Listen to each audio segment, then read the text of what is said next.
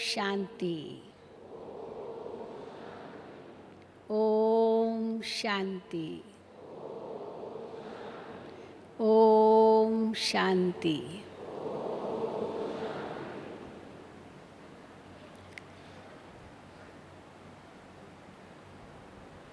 बाबा की लगभग हर मुरली में ये महावाक्य आते हैं, बच्चे किसी को भी दुख मत दो, न दुख दो न दुख लो। क्योंकि हम आज देख रहे हैं इस दुनिया में चारों ओर जो दुख की दुनिया है, जहाँ भ्रष्टाचार, दुराचार, अत्याचार, अनाचार,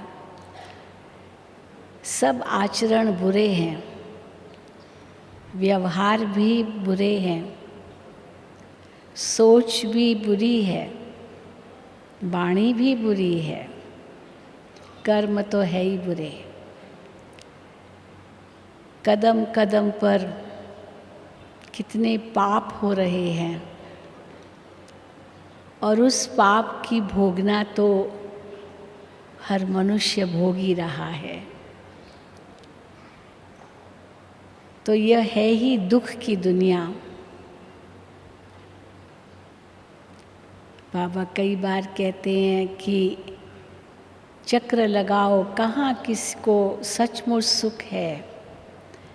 अगर है तो केवल अल्पकाल का, वो भी मायावी सुख। अगर किसी को है तो वो भी अल्पकाल का है, बाकी तो सारा दुख ही दुख है। और बाबा कहते हैं मैं आया हूँ इस दुख ही दुनिया को ख़त्म कर सुखमय दुनिया बनाने। सतयुग में कोई किसी को दुख नहीं देगा, न मनसा न वाचा न कर्मणा। किसी को कोई दुख नहीं देगा। ये कितनी बड़ी बात है, ये छोटी बात नहीं है। और कलयुग में तो हर एक चीज़ दुखदाई बनती जा रही है। तन भी रोगी, मन भी अशांत, धन की तो सदा खींचातानी रहती है। संबंध भी कितने दुखी करते हैं। तो चारों ओर दुख का वातावरण है और लोग इनसे छूटना चाहते हैं। समझते भी हैं कि ये दुखमय दुनिया है, परंतु इतने फंसे हुए हैं कि उनको ये समझ ही नहीं आता कि कोई सुख की दुनिया भी थी जहाँ दुख का नाम निशान नहीं था। यही समझ के बैठे ये संसार है ही दुख रूप। इसलिए द्वापर युग से जो भी ऋषि मुनि आए, जो भी सन्यासी आए, साधु संत महात्मा आए, उन्होंने यही कह दिया कि यहाँ सुख तो काग विष्ठा के समान है। इस संसार में सुख हो ही नहीं सकता है, क्योंकि कदम कदम पर दुख है। जन्म मरण भी दुखदाई है, कर्म फल भी दुखदाई है। मानो हर चीज़ में जब दुख है तो कहा कि यहाँ सुख है ही नहीं, इसीलिए मोक्ष चाहिए। तो मोक्ष की कल्पना द्वापर से चलती आई है। और कलयुग में तो हम देख रहे हैं कि लोग तो माया में इतने फंसे हुए हैं कि मोक्ष तो भूल ही गए हैं, परंतु इस संसार को ही स्वर्ग समझ बैठे हैं। लेकिन बाबा ने हम बच्चों को सत्य ज्ञान दिया है, ये भी समझ दी है कि सुख वास्तव में होता क्या है, दुख क्या होता है। हाँ, ये ज़रूर है कि दुख की भेंट में सुख है, और सुख की भेंट में दुख है। अगर दुख का अनुभव ही नहीं तो सुख का भी वो मज़ा नहीं आएगा, और सुख का अनुभव नहीं तो दुख भी है एक चीज़, यही पता नहीं समझते, यही नेचुरल है। इसलिए इस संसार को कहा ही जाता है दुख सुख का खेल। परंतु इस संगम युग पर अभी न हम सतयुग में हैं न हम कलयुग में हैं, हम संगम पर हैं। पुरानी दुनिया से हमारा लंगर उठ चुका है, जा रहे हैं उस सुख की दुनिया में, बन रहे हैं मनुष्य से देवता, नर से नारायण, नारी से लक्ष्मी, या मनुष्य से फरिश्ता। और हमारे सामने मुक्ति और जीवन मुक्ति, ये 2 लक्ष्य बाबा ने दिए हैं। तो जब इतनी ऊंची बातें हमारे सामने हैं तो हमारा अब क्या कर्तव्य है? वैसे तो एक पॉजिटिव साइड तो यही है कि सुख दो सुख लो, सुख देना है सुख लेना है। तो नेगेटिव साइड है कि न दुख दो न दुख लो। तो कई कहते हैं सुख दो सुख लो, ये क्यों नहीं टॉपिक रखा? ये क्यों कहते हैं न दुख दो न दुख लो? क्योंकि जब हम कहते हैं न दुख दो न दुख लो तो एम्फसिस हो जाता है, उस पर जोर आता है कि कैसे हमें किसी को भी दुख नहीं देना है, न दुख देना है न लेना है। तो कैसे हम दुख देते हैं, कई बार हमें समझ ही नहीं आता कि हम दुख भी दे रहे हैं। क्योंकि मनुष्य अपने स्वार्थ में रहता है, वो समझता है कि मुझे ही सब कुछ प्राप्त हो, खुद को ही बहुत बड़ा भी समझता है, या तो समझता है मैं सब कुछ हूँ, या तो समझता है मैं कुछ भी नहीं हूँ। ये दोनों एक्सट्रीम एंड्स है आज दुनिया में हम देखते हैं। कुछ ऐसे लोग हैं जो इतना अभिमान है उनको, जो समझते हैं कि हमारे जैसा तो कोई और है ही नहीं। और कुछ ऐसे इतने हीन हैं जो समझते हैं हमारे जैसा बुरा कोई है ही नहीं। और बाबा ने हमें कहा है मध्य मार्ग चुनो। हम सब कुछ भी नहीं हैं, हम कुछ भी नहीं हैं, ऐसे भी नहीं हैं, कुछ तो हैं हम, कुछ तो हैं, ये मध्य मार्ग है। कुछ तो हैं परंतु सब कुछ कर सकते हैं कुछ, सब कुछ नहीं है और कुछ भी नहीं है, ऐसे भी नहीं है, पर है कुछ, पर सब कुछ कर सकते हैं। ये है स्वमान। और ये स्वमान बाबा हमें सिखाते हैं कैसे इस स्वमान में रहो कि तुम वास्तव में क्या हो। तुम सुख स्वरूप आत्मा हो। जब बाबा हमें कहते हैं तो केवल हमारे लिए ही नहीं कहते हैं, हमको सबको भी उसी रूप में देखना है। सब सुख स्वरूप आत्माएं हैं, तो अवश्य मुझे सुख स्वरूप स्थिति में रहना है और सबको उसी रूप में देखना है या अनुभव कराना है। परंतु जब हम देह अभिमान में आ जाते हैं तो हम क्या सोचते हैं, क्या बोलते हैं, क्या करते हैं, ये कई बार पता भी नहीं चलता। और जब कहा जाता है कि ये आपने कहा, ये आपने किया, तो हम कहते अच्छा ऐसे मैंने कहा क्या, ऐसे मैंने किया क्या, हमें तो पता ही नहीं चला, यहाँ तक भी कह देते हैं। वैसे कहा जाता है सोच समझ कर कर्म करो। पहले सोचो फिर समझो, अर्थात ये ध्यान से सोचो कि इस कर्म का क्या फल होगा, क्या परिणाम निकलेगा। आदि मध्य अंत सोचो। पहले सोचो कि मैं क्या सोच रहा हूँ, और उसके पहले भी, सोचने से पहले भी सोचो मैं क्या सोचने जा रहा हूँ, और सोचने के बाद समझो इसका नतीजा क्या होगा जो मैं ये करूँगा, और फिर कर्म करो। कर्म तीसरी स्टेज है।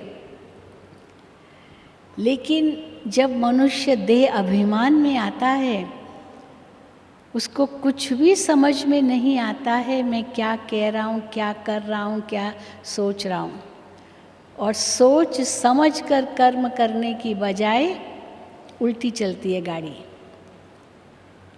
सोचने का तो सवाल ही नहीं है, समझने की तो कोई बात ही नहीं है, परंतु सीधा कर्म कर लेते हैं जो एकदम गलत होता है। और वो जो कर्म किया कर्म इंद्रियों से, जो गलत था क्योंकि देह अभिमान के आधार पर था, कोई न कोई विकार के वशीभूत था, वो कर्म तो गलत हो ही जाता है। और जब वो कर्म गलत हो जाता है तो उसके बाद समझ आती है ये गलत था। वो समझ आने के बाद फिर सोचते हैं अभी क्या करें, अभी क्या करें। तो सोच समझ कर कर्म की बजाय कर्म करके समझो और फिर सोचो, उल्टी गाड़ी। और उल्टी गाड़ी चलेगी तो कहाँ मंजिल पर पहुँचेगी। इसीलिए बाबा कहते हैं, सबसे पहली बात बाबा ने आकर के हमें बताई, बच्चे देही अभिमानी बनो, बच्चे देही अभिमानी बनो, आत्म अभिमानी बनो। क्योंकि कदम कदम पर ये देह अभिमान बहुत दुख देने वाला है। हमें भी दुख मिलता है, दूसरों को भी दुख देता है। इसलिए देही अभिमानी बनो। तो कैसे हम दुख देते हैं? हमारी सोच कैसी होती है, हमारी वाणी कैसी होती है, हमारे कर्म कैसे होते हैं। क्योंकि कर्म ऐसे ही नहीं होते हैं, वाणी ऐसे ही नहीं निकलती है, अवश्य उसके पहले सोच है। चलो उस समय कोई गलत कर्म कर लिया बिना सोचे, लेकिन अगर हम गहराई से सोचें तो वो कर्म ऐसे नहीं हुआ था, नहीं हुआ। ज़रूर उस कुछ समय पहले वो सोच ज़रूर चला होगा। ऐसे ही नहीं कर्म होता है, भले उस समय नहीं वो सोच चला, लेकिन पहले ज़रूर हुआ होगा। वो बीज हमने वो गलत सोच का डाला ही, उसके बाद वो वाणी निकली और उसके बाद कर्म हुआ। क्योंकि ये कदम स्टेप्स है। तो इसीलिए हमारी सोच कैसी है, हर वक्त हमें ये ध्यान देना है हमारी सोच कैसी चलती है। हमारा श्वास, हमारा संकल्प, हमारा समय, हमारी शक्ति किस प्रकार व्यतीत हो रही है। क्योंकि सब कुछ सोच पर आधारित है। अगर हमारी सोच श्रेष्ठ है तो समय, श्वास, शक्ति सब सफल होगा। अगर सोच ही सही नहीं है तो फिर जो भी हमारा समय, श्वास, शक्ति है वो सब व्यर्थ के खाते में जाएगी या अशुद्ध के खाते में जाएगी। और केवल वो हमारे तक ही वो सीमित नहीं है सोच। ये सोच वाइब्रेशंस बनते हैं, प्रकंपन बनते हैं जो चारों ओर फैलते हैं। और जिसके विषय में हम सोचते हैं, जिसके बारे में सोचते हैं, ये मत समझिए कि उस तक हमारी सोच नहीं पहुंचती है, वो भी पहुंचती है।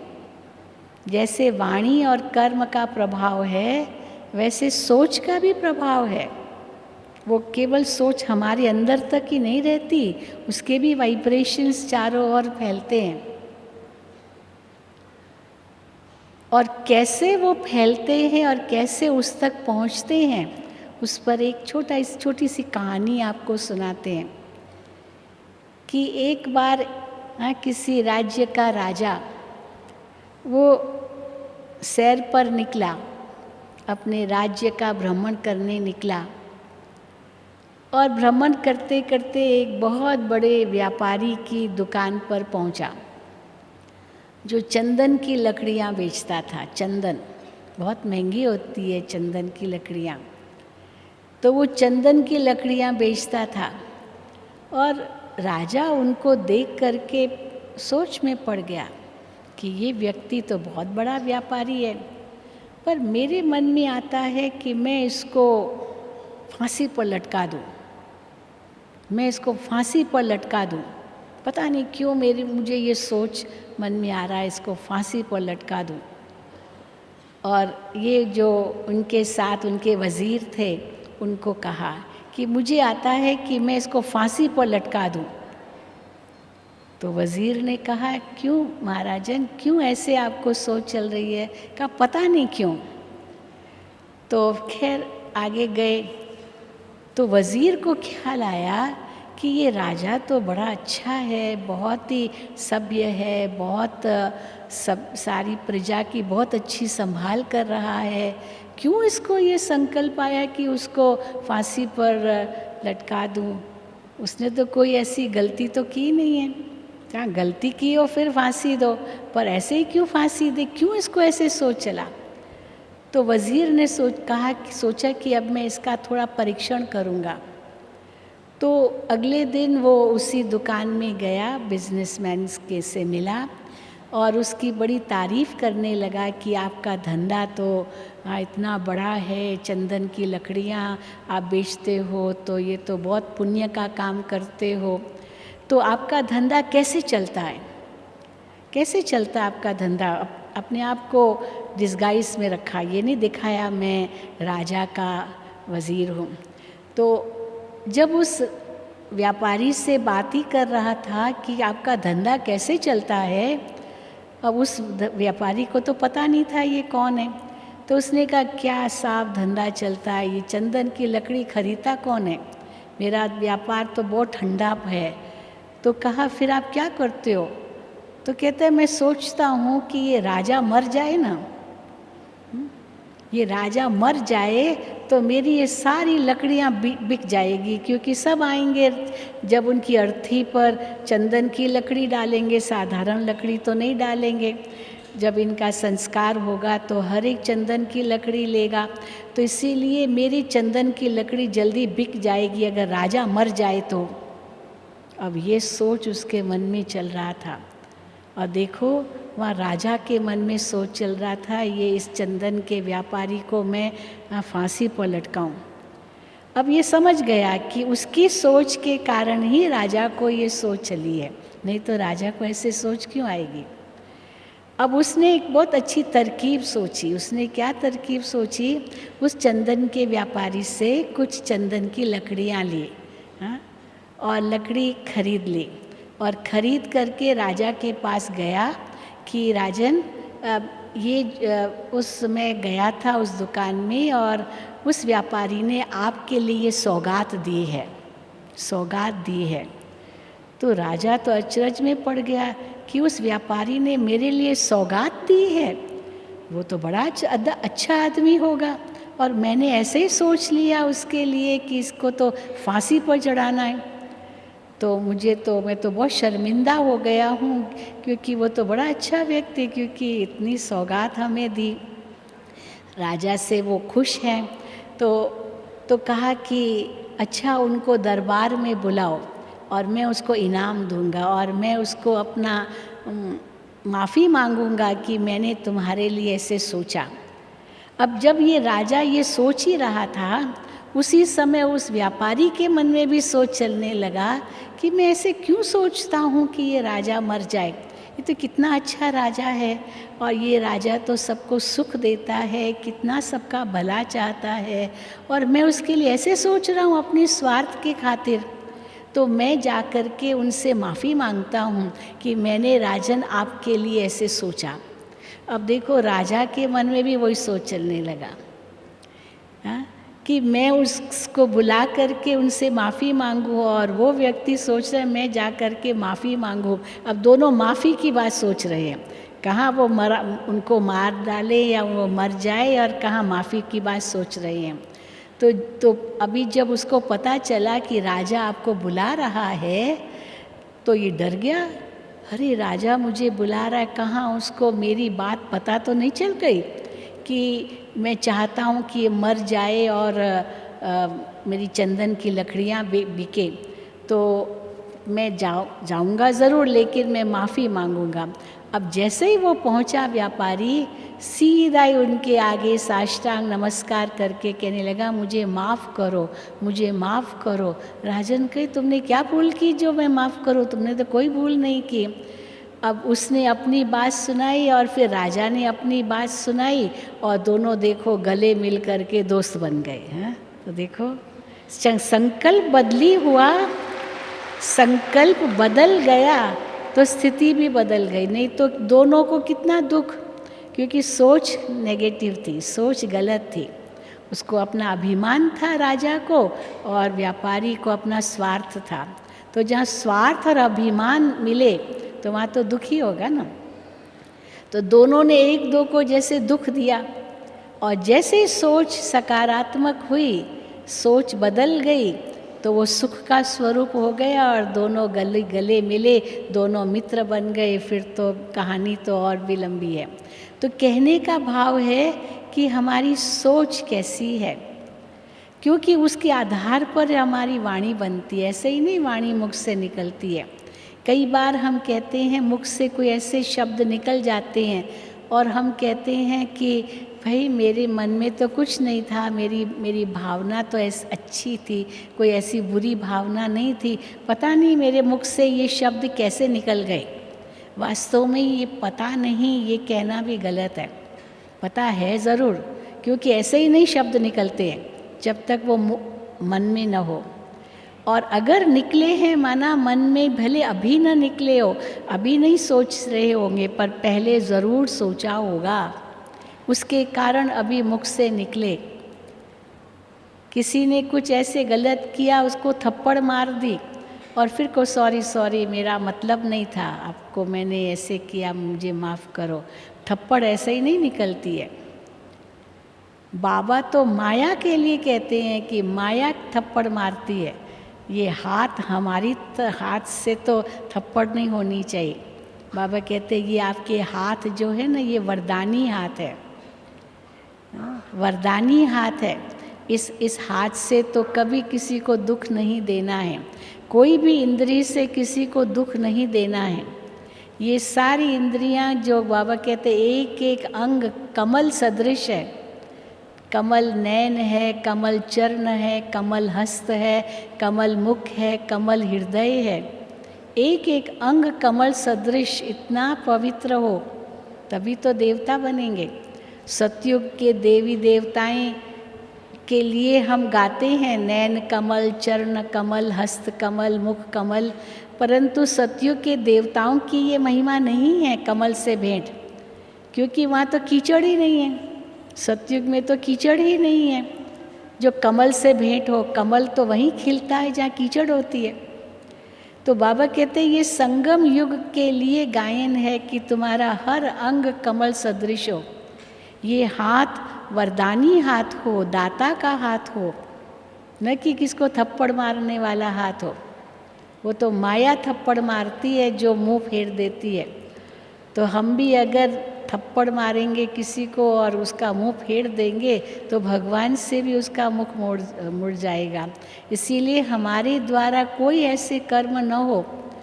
तो इसलिए जब भी कि कोई बात मन में आए, बाबा कहते हैं वचन कर्म से पहले उसको मन में ही ख़त्म कर दो। कैसे ख़त्म करेंगे? रहम की भावना से, दया की भावना से, अपनी सच्ची ईमानदारी से। ऐसे नहीं बाहर कुछ और अंदर कुछ और। ये बहुत ज़रूरी है। अंदर बाहर जब बाबा कहते साफ रहना है, इसका मतलब क्या है? ये भी नहीं कि बाहर से किसी की तो खूब महिमा की और जैसे ही वो आगे गया, पीठ दी और हमने उसकी ग्लानि करनी शुरू कर दी। सामने से उसकी महिमा की और पीछे से उसकी ग्लानि की। माना हम भी तो अंदर बाहर अलग हैं। तो अगर हम सचमुच उसकी महिमा कर रहे हैं तो हम उसी रूप में सोच भी रहे हैं, या मुख से कुछ और कह रहे हैं और मन में कुछ और सोच रहे हैं, तो अंदर बाहर साफ तो नहीं हुआ, ट्रांसपेरेंट तो नहीं हुए। अंदर कुछ और है, बाहर कुछ और है।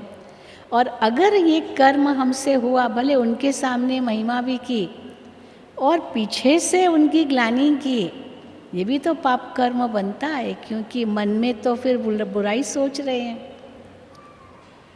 तो इसीलिए बाबा कहते हैं कदम कदम पर हमें अपनी सावधानी कैसे बरतनी है, हमारी सोच कैसे चलती है। हमारी सोच पर ही सारा मदार है। इसीलिए इस सोच को हम कैसे परिवर्तन करें। जैसे कोई बीज होता है, अब वो बीज तो फल देगा, लेकिन अगर उस बीज का फल नहीं चाहिए तो हमें उस बीज को जलाना पड़ता है, नहीं तो ज़रूर निकलेगा फल। जला देंगे तो नहीं निकलेगा फल। और इसीलिए बाबा कहते हैं कि योग अग्नि में उस पाप को भस्म करना है, उस अशुद्ध सोच को भस्म करना है, नष्ट करना है। और उसके लिए बाबा ने 3 बिंदी हमें दी है। अगर मन में कोई भी ऐसे संकल्प चले, क्या हम 1 सेकंड में ब्रेक लगा सकते हैं? क्या हम 1 सेकंड में उस सोच को खत्म कर सकते हैं? गाड़ी में भी ब्रेक होती है बहुत, आजकल तो पावर ब्रेक्स है। 1 सेकंड में उसी समय ब्रेक लग जाती है। ये नहीं कि थोड़ा आगे चल के ब्रेक लगे, अगर थोड़ा आगे चल के ब्रेक लगेगी तो भी एक्सीडेंट हो सकता है। इसीलिए ब्रेक उसी वक्त लगे। और उसके लिए बाबा ने बहुत सुंदर युक्ति बताई है कि 1 सेकंड में अशरीरी हो जाओ, 1 सेकंड में न्यारे हो जाओ, 1 सेकंड में उसको भूल जाओ, जिसको हम कहते हैं भूल जाओ, क्षमा करो और भूल जाओ। क्या हम क्षमा करके भूल सकते हैं? फॉरगिव एंड फॉरगेट कर सकते हैं? वास्तव में अगर हम ये नहीं करेंगे तो हम उनको दुख नहीं दे रहे हैं, हम खुद को ही दुख दे रहे हैं। कई बार होता है ना, तो चलो किसी ने बुरा किया मेरे से, व्यवहार ठीक नहीं किया, तो मैंने उसको चलो माफ़ कर दिया, ठीक है, माफ़ तो कर दिया, लेकिन उसको भूल नहीं सकते हैं। अगर भूल भी नहीं सकते हैं तो भी उसको तो चलो दुख नहीं दिया, पर खुद को तो दुख दिया। ये भी तो दुख देना हुआ खुद को। भक्ति में तो मनुष्य, भगत लोग अपने को बहुत दुख देते हैं, खुद को दुख देते हैं। कई होता है ना, गुस्सा दूसरे से है, दुनिया में देखते गुस्सा दूसरे से है, पर दूसरे को नहीं मारेंगे, खुद को ही मारेंगे। खुद को ही मारते हैं, जैसे कि गुस्सा उस पर निकालना है पर खुद पर ही निकाल देते हैं। वैसे आजकल की दुनिया में तो हम क्या नहीं देखते हैं, गुस्सा कैसे निकालते हैं। केवल गाली देना ये तो चलो हल्की चीज़ है, पर तुरंत बंदूक उठा करके मार भी डालते हैं। और अगर मार नहीं सकते तो खुद का ही सुसाइड कर देते हैं। ये भी तो गुस्से में आकर के करते हैं, या डिप्रेशन में चले जाते हैं। आजकल डिप्रेशन की बीमारी भी बहुत बढ़ती जा रही है। आज 7 तारीख है, आज वर्ल्ड हेल्थ ऑर्गेनाइजेशन ने घोषणा की है कि ये साल डिप्रेशन को ख़त्म करने का साल माना। डिप्रेशन आज इतना संसार में फैलता जा रहा है। डिप्रेशन में आकर के मनुष्य क्या से क्या कर देता, आगे पीछे कुछ भी नहीं सोचता है। जो भी आज संसार की हालतें देख रहे हैं या न्यूज़ सुनते हैं, ये क्रोध, गुस्सा इतना आना, ये डिप्रेशन में गुस्सा भी आ जाता है, क्योंकि अपनी सारी एनर्जी को इतना वेस्ट करते हैं। सोच करके इतना सोचते जैसे दिमाग खाली हो गया, शक्ति खत्म हो गई। और या तो इतनी उत्तेजना या तो एकदम अवसाद, बिल्कुल होपलेस केस हो जाते हैं। अब ये दोनों ही गलत है। इसीलिए बाबा ने हम बच्चों को देही अभिमानी स्थिति में रहने के लिए कितनी सुंदर विधि बताई है कि अपने आप को आत्मा समझो। ये केवल कहने तक नहीं है, कैसे उस समय एक अंतर में चले जाओ। जैसे एक कछुआ किस प्रकार अपनी इंद्रियों को सिकोड़ लेता है, अंग उस अपने अंदर ले लेता है और उसके ऊपर जो हार्ड शेल है वो उसके अंदर वो छिप जाता है, समा जाता है, अपनी रक्षा हो जाती है उसकी। तो बाबा कहते कछुए समान अपनी इंद्रियों को उस समय सिकोड़ लो, एकदम शांत बन जाओ। मैं कई बार ये मिसाल देती हूँ बड़ी दादी जी का। दादी प्रकाश मणि के आगे एक बार एक व्यक्ति आया किसी की बात लेकर के, और किसी की शिकायत लेकर के आया कि बहुत समय से उसकी शिकायत कर रहा था दादी जी के आगे, लेकिन दादी जी ने कोई एक्शन नहीं लिया था, कुछ कारण होगा। लेकिन जब वो आया तो हम वहीं खड़े थे, 2-4 बहनें वहीं खड़ी थी। इतना बोलने लगा, इतना बोलने लगा दादी जी को, मतलब मैं क्या बताऊं, शब्द क्या वर्णन करूं। पर मैंने देखा दादी जी को एकदम शांत, ऐसी शांत, ऐसी शांत, बिल्कुल जैसे कि उनके चेहरे पर कोई परिवर्तन नहीं, बिल्कुल शांत। अब वो बोलता गया, बोलता गया, बोलता गया, आखिर कितनी देर तक बोलेगा, और फिर आखिर तो शांत होगा ही। और हम सब खड़े थे, दादी के पास ही खड़े थे। और फिर जब वो शांत हो गया तो दादी जी ने उसको कहा बैठिए बैठिए, हाँ।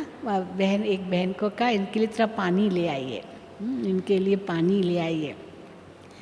अब वो तो बिल्कुल शर्मिंदा हो गया, क्योंकि दादी की स्थिति तो कितनी ऊंची थी और दादी ने कैसे उनको सब अंदर में समा लिया, एक शब्द भी नहीं कहा। और ही दादी ने उसकी महिमा की और एकदम मतलब शांत स्थिति हो गई। और फिर थोड़ी देर के बाद दादी को कहता है, दादी जी माफ़ करना, माफ़ करना, मुझे गुस्सा आ गया था बहुत, मैंने आपको ये शब्द कह दिए, मुझे माफ़ करना। और अगर उस समय दादी जी भी कहती ठीक है ना, मैं जानती हूँ, अगर वो रिएक्ट करती मान लो, तो फिर वो कहती तो क्या होता, झगड़ा हो जाता, तो उनको भी दुख, आखिर वो अंत में दुखी होता। लेकिन दादी जी कैसे उपराम हो गई, न्यारी हो गई, एकदम अंदर चली गई, बिल्कुल देही अभिमानी स्थिति में चली गई। अब ये है वास्तव में दुख न लेना। एक है दुख न देना, दूसरा है दुख न लेना। क्योंकि कई बार हम दुख देना नहीं है ये तो समझ लेते हैं, पर दुख लेना भी नहीं है, ये भी एक पाप बन जाता है। कैसे पाप बनता है? क्योंकि हम व्यर्थ सोचते हैं, इसने मुझे ऐसे क्यों कहा, क्या समझता है, तो उसमें भी क्यों क्यों क्यों क्यों क्या कैसे, इस कितनी बातें मन में आ जाती है और हम उसका दुख ले लेते हैं। बाबा कहते आप अपने स्वमान में रहो, वो आत्मा अपने आप समझ जाएगी। बदला नहीं लेना है पर बदल के दिखाना है। पर कैसे बदल के दिखाएंगे? आप अपने स्वमान में स्थित रहो, भूल जाओ, क्षमा करो और भूल जाओ कि ये आत्मा उस समय कितनी अशांत होगी, और वो जो अंदर में अशांतिपना था वो बाहर निकला, और किसके आगे निकालेगी? एक माँ होती है, बच्चे का सब कुछ सहन करती है, क्या नहीं माँ को सहन करना पड़ता है।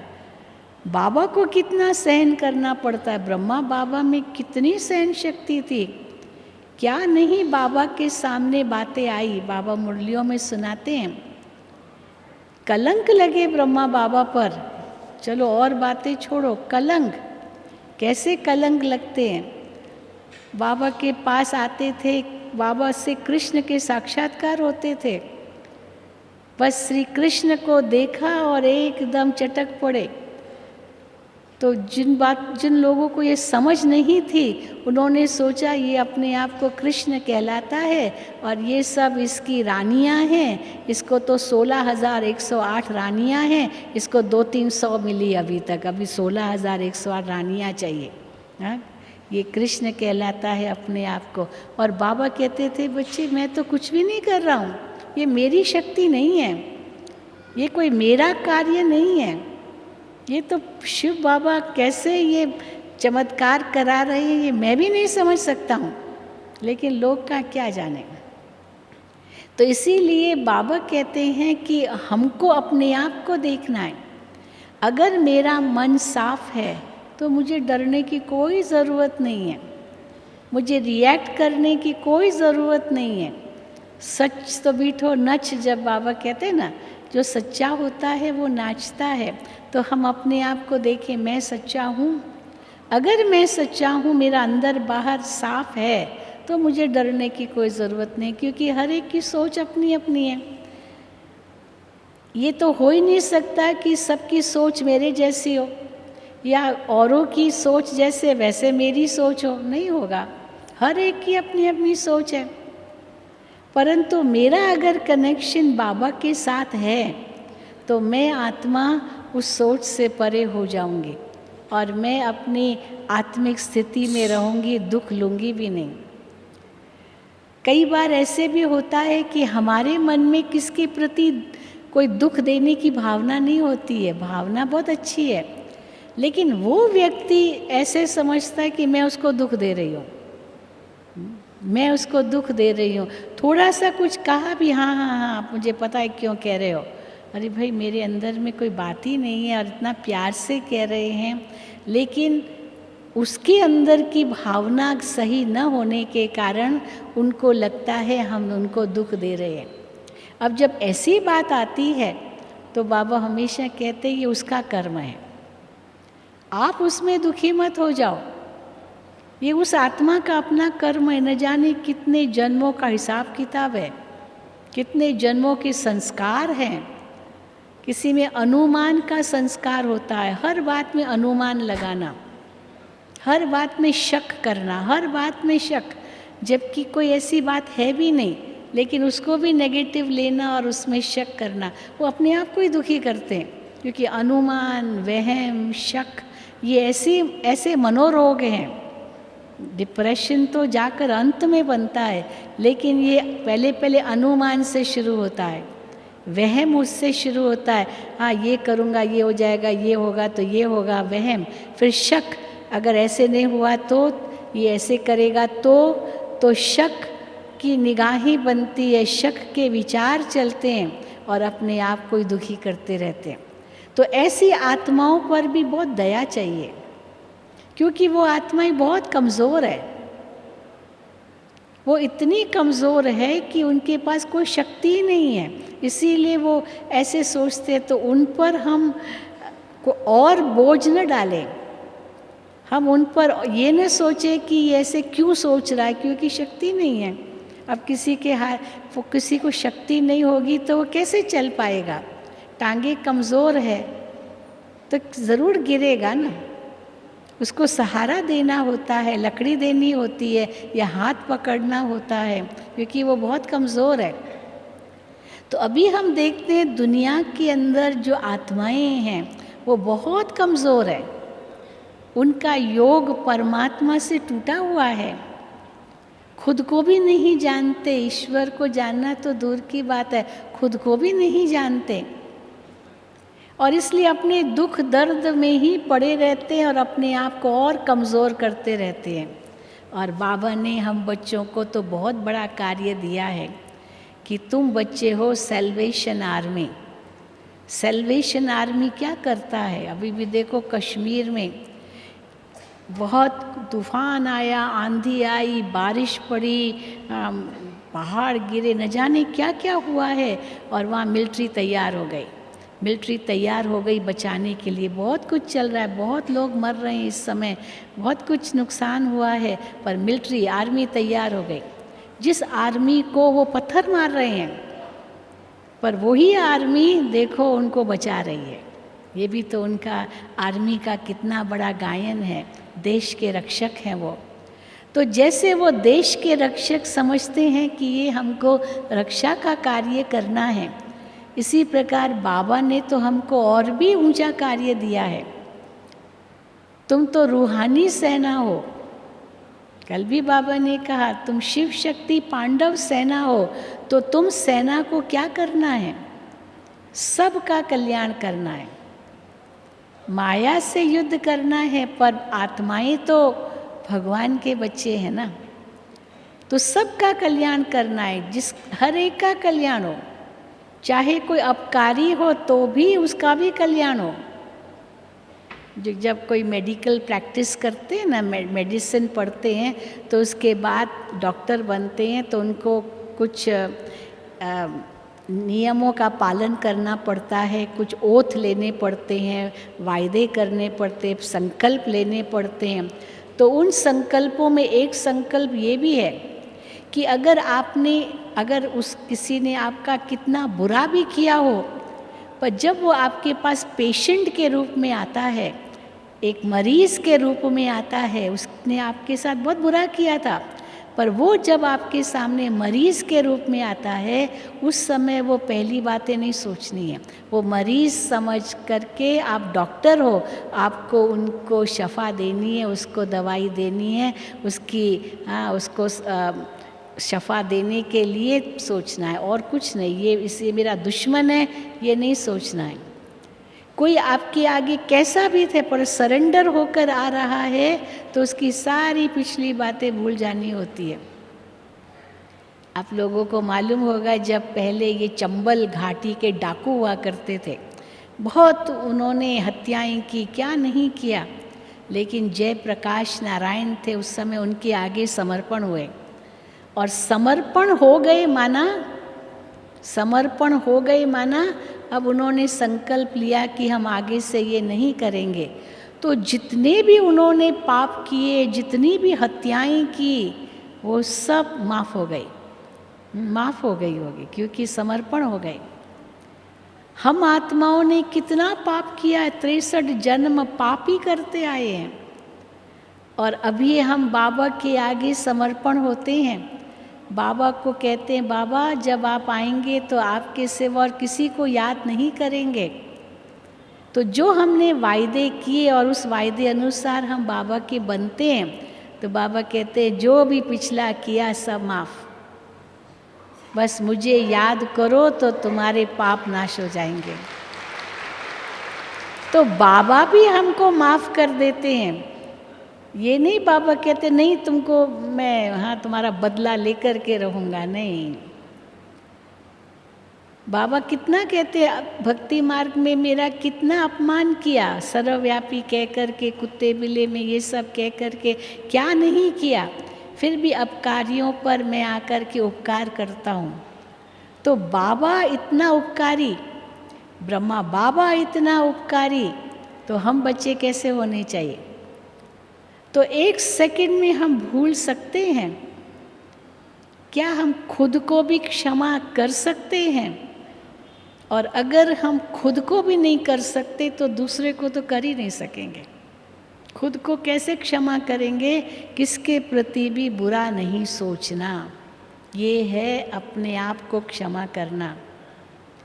अगर हम बुरा नहीं सोचना है ये संकल्प किया, तो जैसे ही अपने आप को क्षमा किया, उसको भी क्षमा मिल जाती है, और वो बात को वहीं भूल जाते हैं।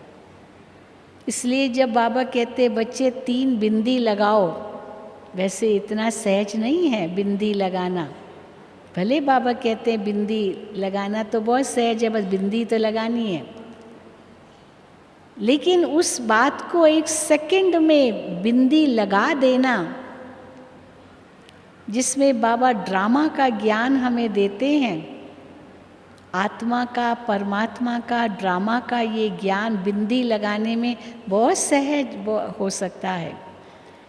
कैसे लगाएंगे? आत्मा बन करके बिंदी बन जाओ, वो बात वहीं पूरी हो गई।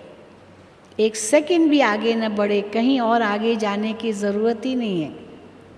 पर अगर मन में होगा तो 10 लोगों को सुनाएंगे, पर ऐसी समाने की शक्ति आ जाती है, जो अच्छी बात है वो ले ली, जो बुरी बात है वो दूसरे कान से निकल गई, बात खत्म। उसको आगे नहीं फैलाना है।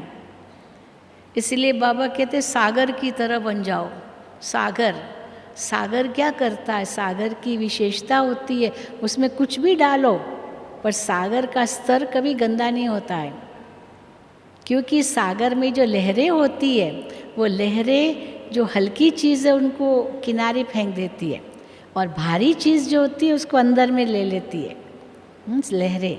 इसीलिए लहरों की विशेषता है सागर के स्तर पर। और बाहर कितनी भी आवाज़ क्यों ना हो सागर पर, लेकिन अंदर उतना ही शांत होता है। तो जो बेकार की बात है उसको एक कान से अगर गई भी तो दूसरे कान से निकल गई, वर्णन नहीं करते, मुख से नहीं निकलनी चाहिए। और अगर ज़रूरी है तो अवश्य जो व्यक्ति निमित्त है उनको भी बता दिया, शुभ भावना से बता दिया।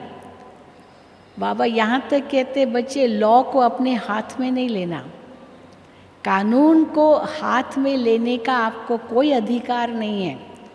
जो कानून के विशेषज्ञ हैं उनको ज़रूर बताएं, जो बड़े हैं उनको अवश्य बताएं, पर आप कानून को हाथ में न लो, नहीं तो सारा दोष आप पर आ जाएगा। आपको किसी को दुख नहीं देना है, आपको ऐसे अपशब्द नहीं कहने हैं, आपको हाथ में कानून लेकर के कोई बुरा कर्म नहीं करना है। और ही आजकल तो कानून वाले भी यही कहते भाई जितना हो सके आपस में निपट लो, आपस में निपट लो, कोर्ट तक क्यों आते हो?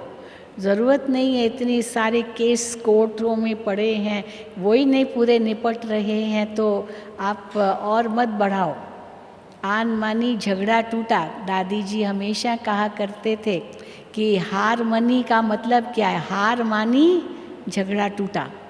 चलो हम लोग भी अभिमान में आकर के समझते वो माफ़ी मांगे और हम समझते वो माफ़ी मांगे, वो समझते हम माफ़ी मांगे, आखिर कौन माफ़ी मांगे? ठीक है, मैं आगे आता हूँ।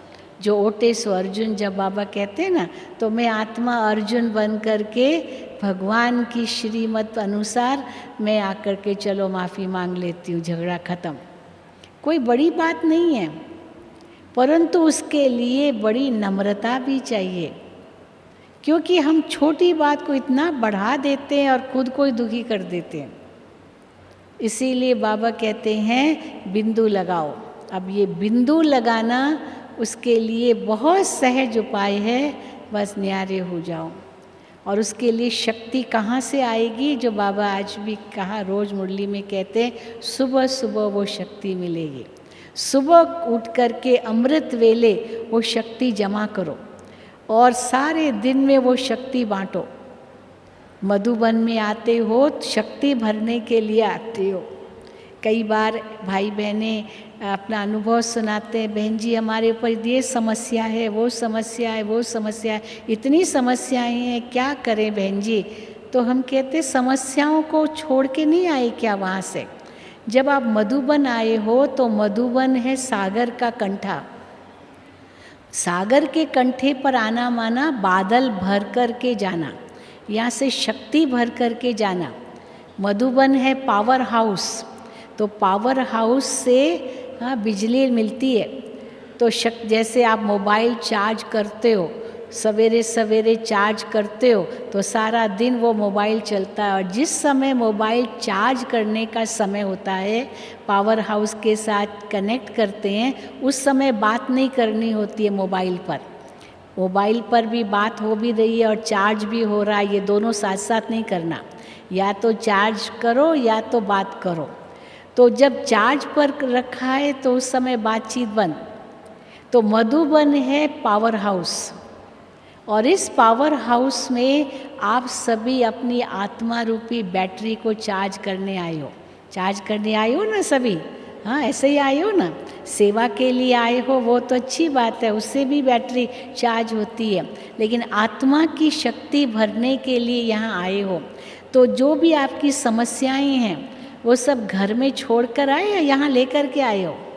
यहाँ तो नहीं लेकर आए ना, यहाँ तो आए हो अपने अंदर में शक्ति भरने के लिए। और इतनी शक्ति भर लो, बिंदु लगा दो।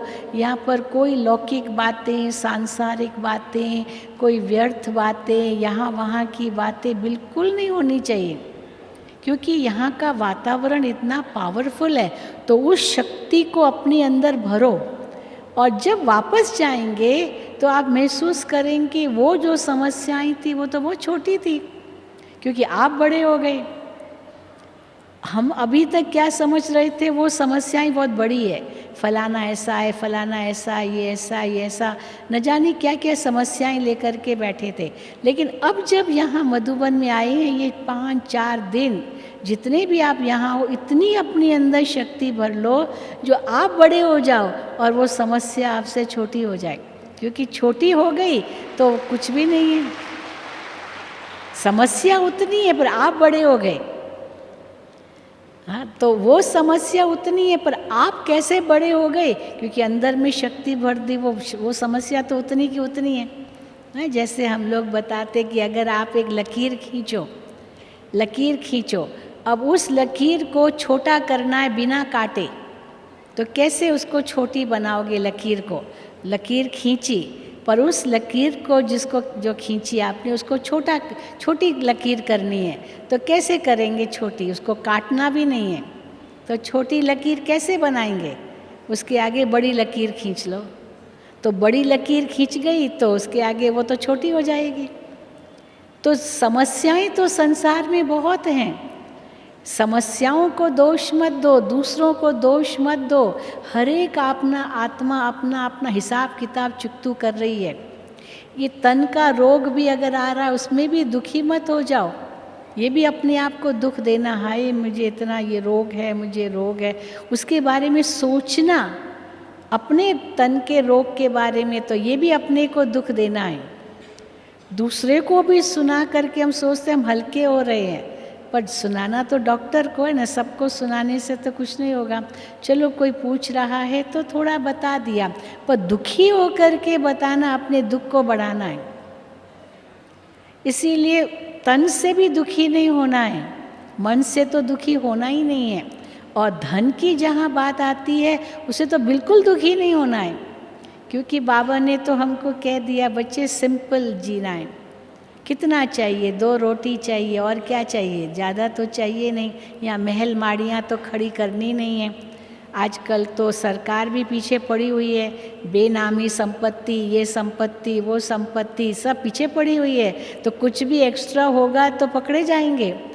ये कुछ भी भ्रष्टाचार, ये जो कुछ भी आज संसार में जो हो रहा है, बाबा हमको बचा रहे हैं। बच्चे सिंपल रहो, साधारण रहो। 2 रोटी खानी है, कितना चाहिए शरीर को? जितना हो सके सादगी में जितना रहते हैं, हाँ, 2 रोटी खाना, प्रभु के गुण गाना, ये संगम युग पर हमको यही करना है। क्योंकि न कुछ लाए न कुछ ले जाएंगे, बस अगर यही हमारी सोच होगी तो मैं समझती हूँ हम न किसी को दुख देंगे और न किसी से दुख लेंगे। ठीक है ना? तो यहाँ से यही शक्ति भर के जाना और सुख के सागर की लहरों में लहराएंगे। जिसको हम याद करते थे आधा कल्प, जिसकी हमने भक्ति की आधा कल्प, वो बाप हमें मिल गया, भगवान हमें मिल गया, भक्ति का फल हमें मिल गया। और बाबा हमको इतना ऊंचा ज्ञान दे रहे हैं। इस ज्ञान की लहरों में लहराओ, इसमें अपने आप को, इन मौजों में रहो, अपने आप को उन्हीं सुखों में रखो। बाकी तो बाबा कहते ये तो सब मिट्टी में मिल जाने वाला है। कहीं भी आँख न जाए, और सुनते हुए नहीं सुनो, देखते हुए नहीं देखो, क्योंकि आप किसी को रोक नहीं सकते हो। आपने ऐसे क्यों कहा, वो कहेगा मैं कहूँगा, आप कौन होते हो कहने वाले कि क्यों कहा? फ्रीडम ऑफ स्पीच, मैं जो चाहूँ सो बोलूँ, आप उसको नहीं रोक सकते हो। लेकिन हाँ, खुद को ज़रूर बदल सकते हो। कैसे? मैं सामने जवाब न दूँ, क्योंकि अगर वो नहीं बदलता उसका कर्म, पर मैं जो करूँगा वो मेरा कर्म। इसलिए किसी को भी आप उसका मुख बंद नहीं कर सकते हो। पर हम क्या कर सकते हैं? सुनते हुए भी न सुने, ये ज़रूर कर सकते, वो हमारे हाथ में है। किसी को आप ये नहीं कह सकते ये मत करो, कहेगा मैं करूँगा। अच्छा, आप कितना रोकोगे? लेकिन आपने अपनी तरफ से अपनी राय दी, बाकी उसकी तकदीर, उसका कर्म उसके साथ है। आखिर में ये न कहे कि आपने बताया नहीं, हमने अपना फर्ज निभाया, फिर न्यारे हो जाओ। अभी वो समय है न्यारा बनने का, और जितने न्यारे बनते जाएंगे उतना मन साफ, शुद्ध, स्वच्छ, शक्तिशाली बनता जाएगा, ताकि हम अपनी बुद्धि को बस एक बाबा की लगन में लगाएं। अभी समय बहुत कम है, तो समय, श्वास, संकल्प, शक्ति, इन सब की हमको बचत करनी है, बचत करके सफल करना है। क्योंकि अभी फिर भी समय है, आगे चल कर के अपने लिए भी समय नहीं मिलने वाला है। इतनी आत्माएं आएंगी, इतनी प्यासी आत्माएं आएंगी। जो गीत है ना, बूंद के प्यासी हम, वो बूंद ही मांगेंगे। तो हम तो सागर के बच्चे हैं, सबको बूंद बांटते जाएं, पर वो तब होगा जब हम खुद भरपूर होंगे। तो यहाँ से आप जितने दिन हो उतनी शक्ति भर के जाना, ताकि ऐसा समय जो आएगा उस समय को आप भी खुद भी सामना कर सकेंगे और औरों को भी शक्ति दे सकेंगे, ताकि वो भी उस परिस्थिति का सामना कर सके। तो चलिए अभी हम उसी का अनुभव करेंगे। ऐसे आप शक्तिशाली स्थिति में बैठें जिसके आधार से आप शक्ति स्वरूप बन जाएं, सुख स्वरूप बन जाएं, प्रेम स्वरूप बन जाएं, आनंद स्वरूप बन जाएं, शक्ति स्वरूप बन जाएं। एक सेकंड में न्यारे हो जाए।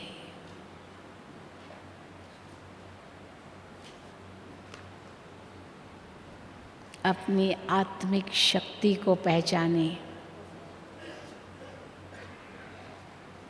मैं कौन हूँ?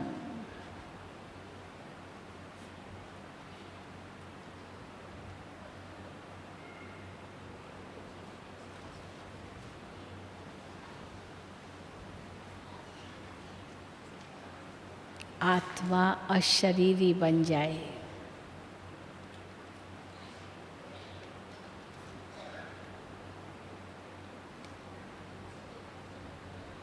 ये शरीर मुझसे अलग है।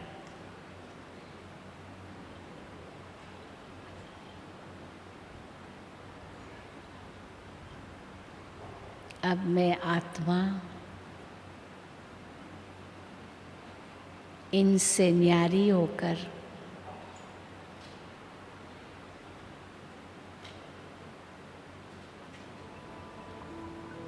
अपने वतन जा रही हूँ।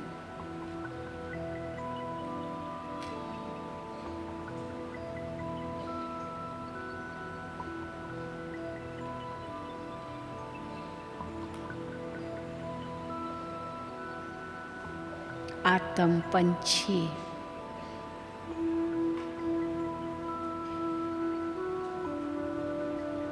इस साकार लोक से उड़कर अपने धाम में पहुंच जाए।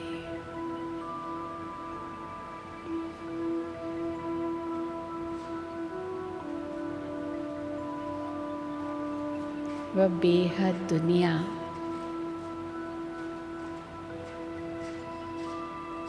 शांति धाम,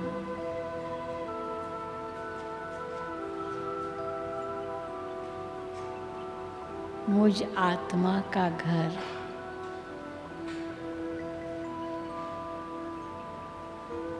मेरे पिता परमात्मा का घर,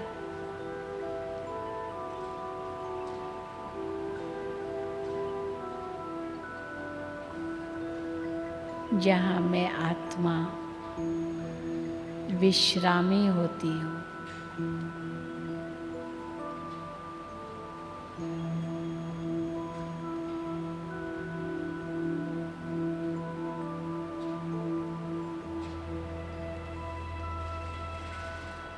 मैं आत्मा एक दिव्य शक्ति हूँ।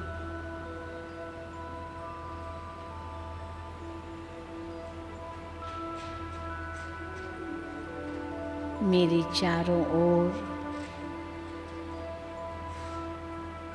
प्रकाश ही प्रकाश है।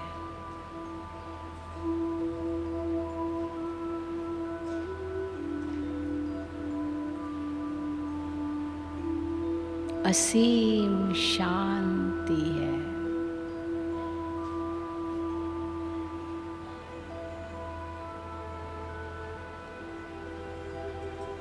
अति निरसंकल्पता है।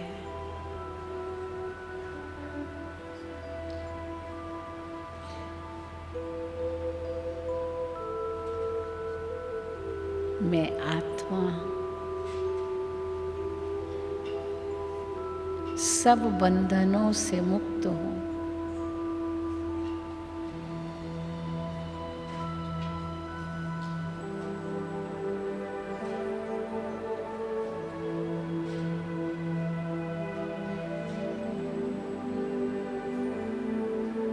स्वतंत्र हूँ।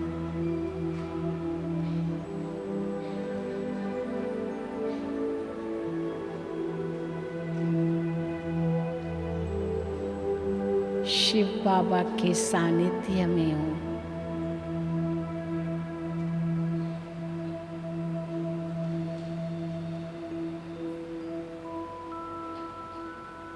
उनकी छत्र छाया में सुरक्षित हूँ।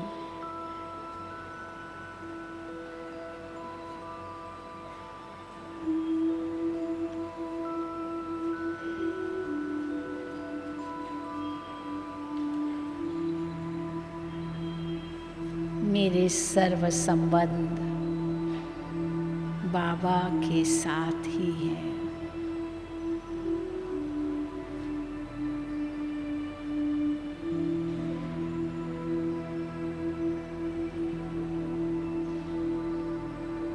बाबा से शक्ति लेकर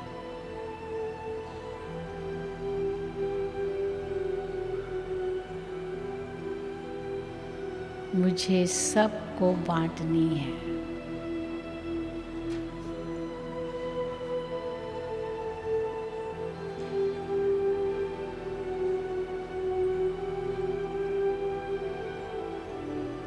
सब आत्माएं शांति की प्यासी हैं।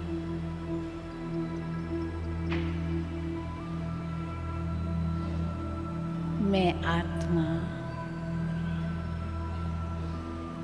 शांति के सागर में समाई हुई हूँ।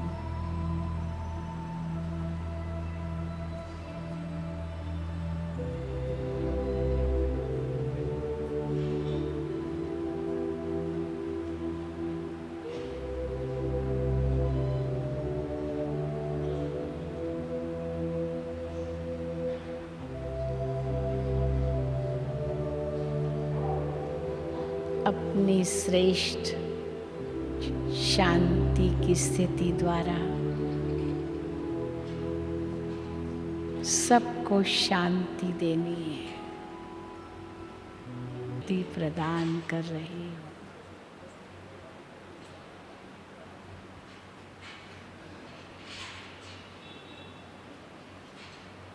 ओम शांति।